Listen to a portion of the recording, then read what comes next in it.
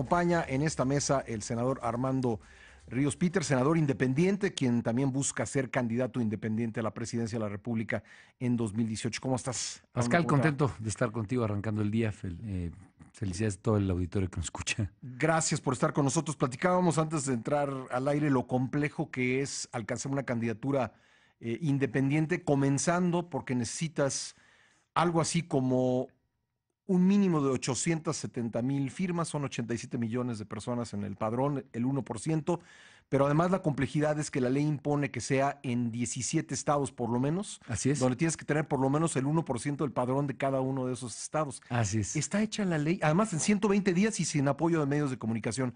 Está hecho casi para no lograrlo, ¿no? Bueno, lo pusieron difícil precisamente para que sea prácticamente imposible o que sea un cuello de botella para que los ciudadanos que aspiren que esa sea la ruta para buscar la presidencia lo logren. ¿Y no te Entonces, desanima eso? no, al contrario, yo creo que eso es lo que nos pica la cresta a varios de nosotros Ajá. porque creo que es un esfuerzo organizativo, sin duda alguna complejo, pero bueno, lo que estamos encontrando es que hay un enorme hartazgo de parte de la gente y que hay gente que se quiere involucrar para lograr que estas firmas estén y obviamente que se pueda estar en la boleta y competir desde esa plataforma.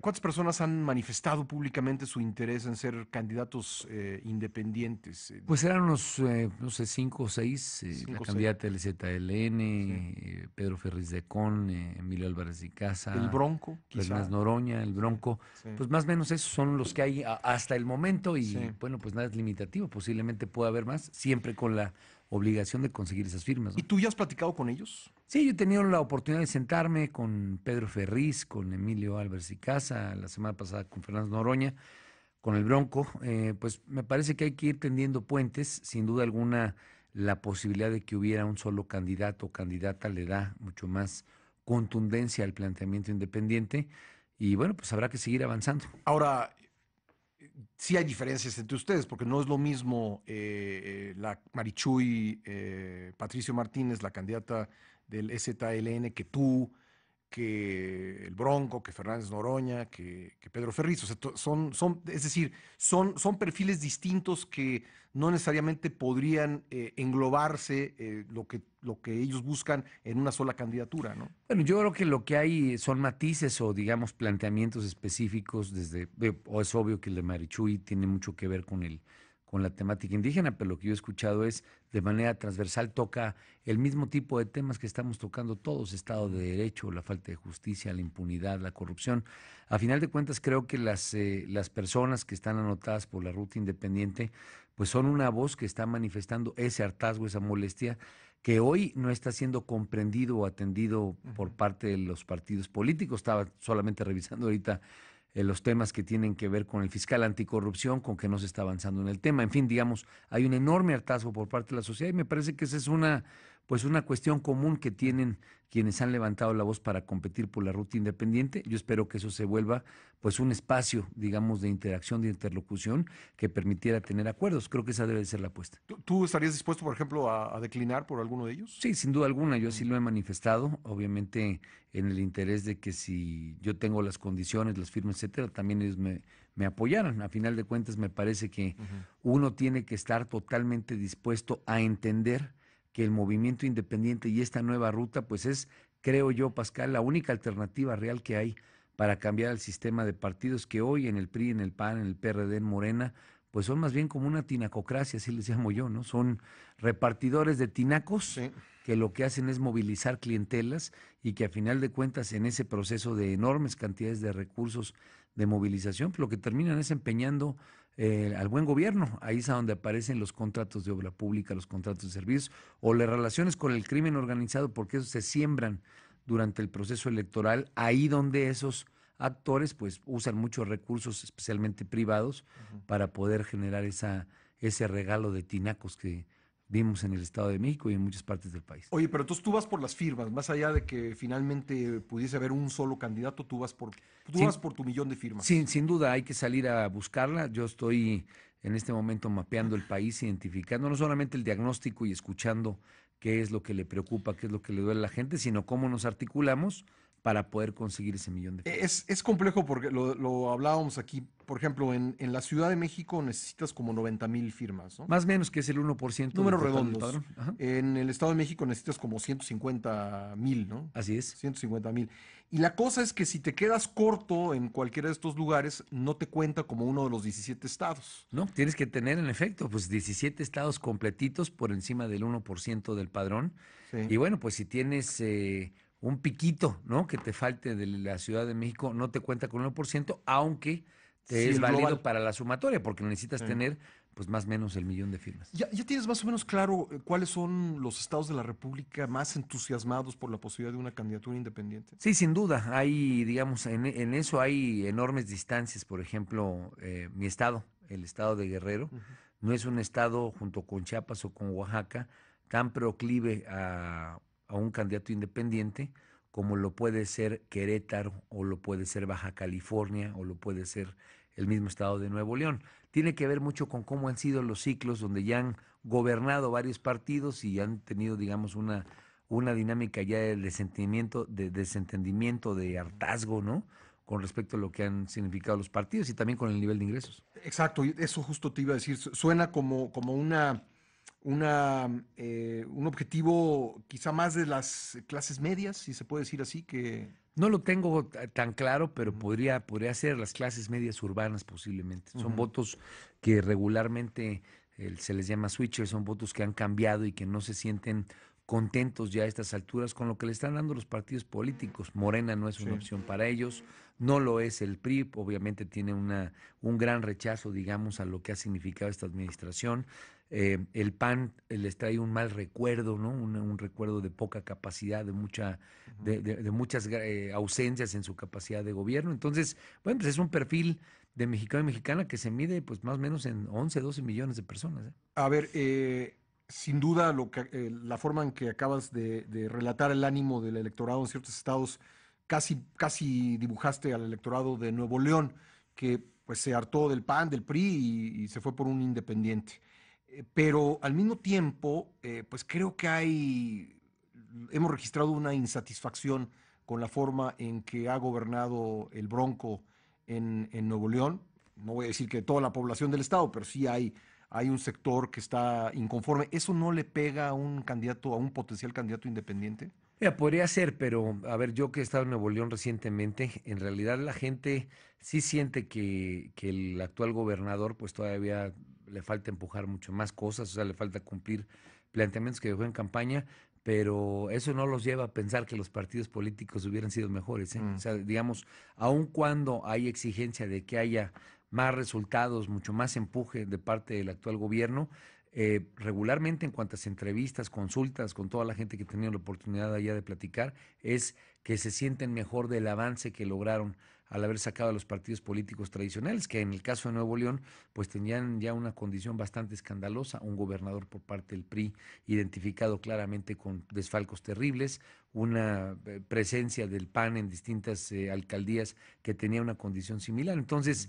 pues me parece que el tema independiente como ruta, como alternativa, está instalado, tiene potencia y se tratará de cómo se pueda generar una dinámica que yo mido en tres planteamientos, Pascal. Uno, cómo se utiliza la tecnología, obviamente, para tener mucho mayor velocidad de ujú. penetración, mucho mayor capacidad de articulación, no solamente de la oferta, sino de escuchar qué es lo que está demandando la ciudadanía y en ese ida y vuelta tener mucho mayor valor agregado democrático, por así decirlo. Ujú, Segundo, los jóvenes. Estamos hablando de que de menos de 30 años, entre los 18 y los 30, con credencial de elector, va a haber 33 millones de personas, ujú. que hoy obviamente pues tienen 33 millones menores de 30 es años. correcto. Ujú. Eso te habla, digamos, de un mundo de gente, digamos, de una cantidad importantísima de personas, de hombres y mujeres, que tienen otra forma de interactuar, de articularse, Sí. y donde el ecosistema digital pues, es básico, digamos, es un mundo muy distinto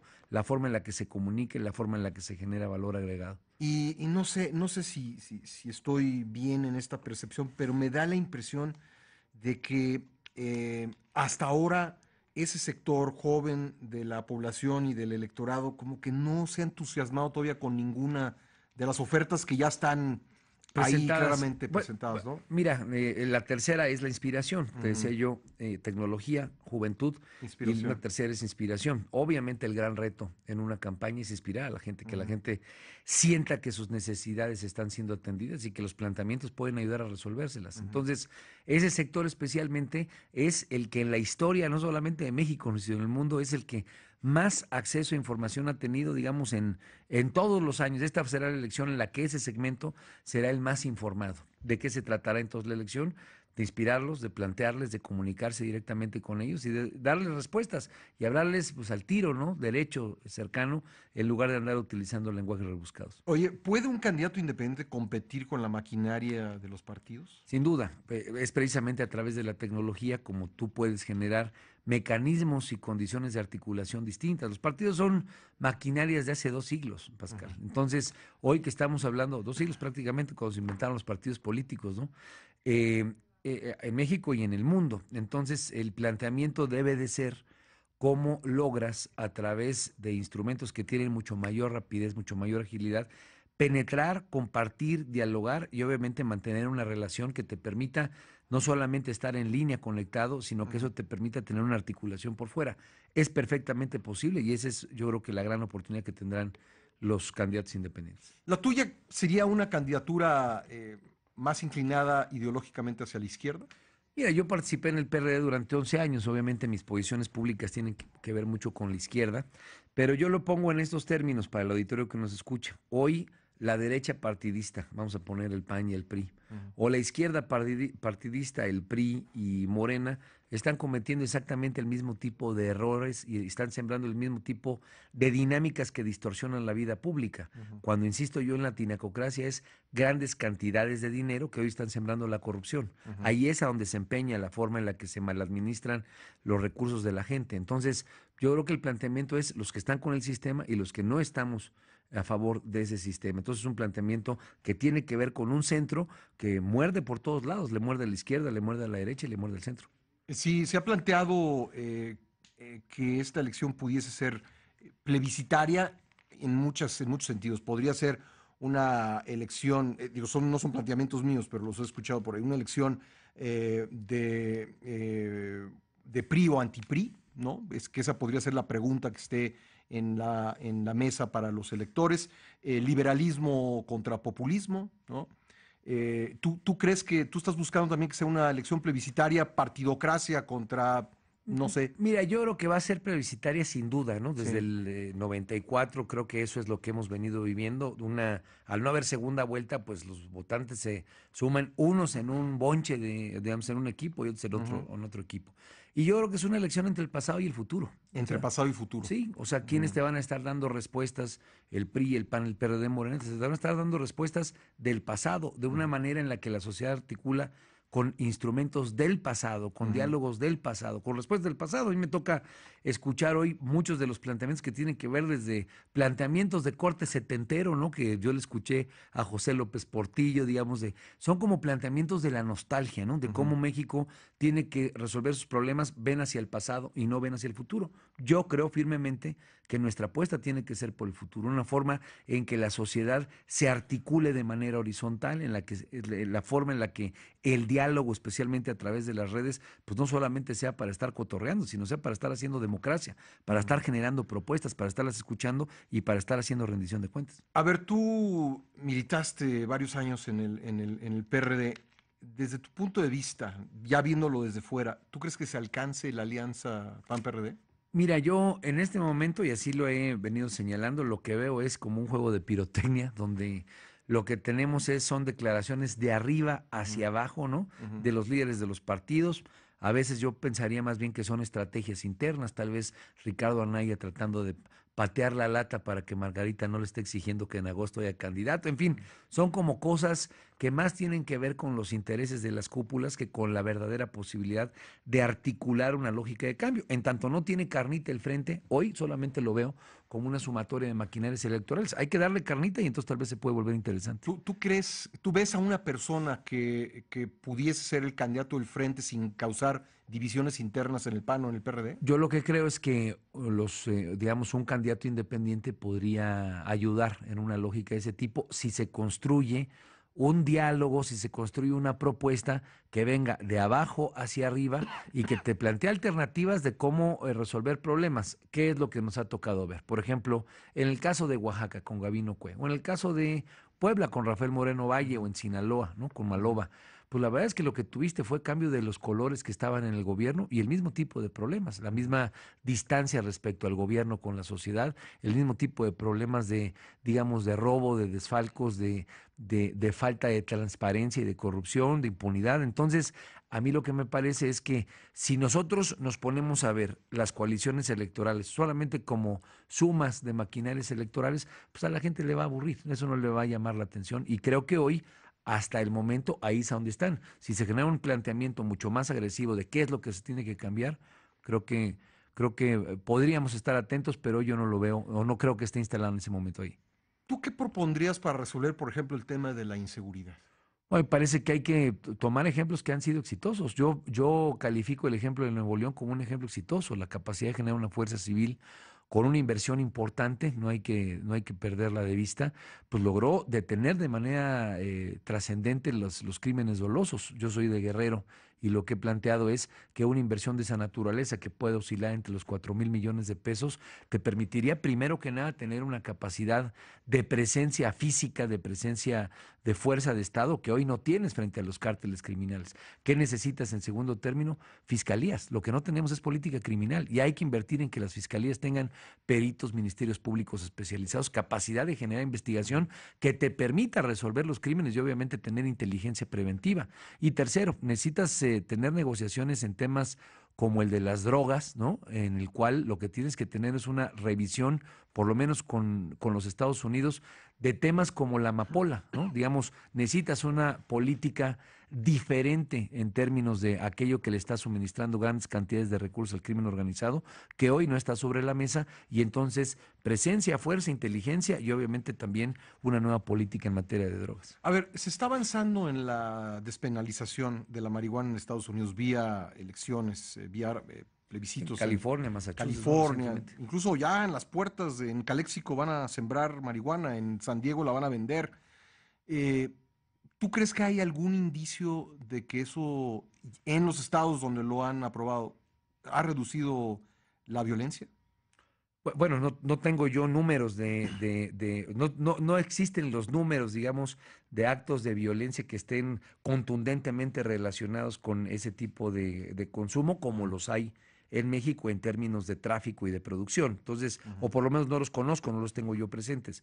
Lo que sí es evidente es que pues, 80% de los ingresos de los cárteles de la droga siguen teniendo que ver con marihuana. Entonces, ahí hay una buena cantidad de recursos que me parece que se podría cambiar de manera radical la forma en la que lo están obteniendo. Pero ahora que las organizaciones delictivas se han vuelto multitask, por decirlo Así es. de alguna manera, practican la extorsión, el robo de combustible, en fin, no solamente trafican con drogas, secuestran, Es trata de correcto. personas.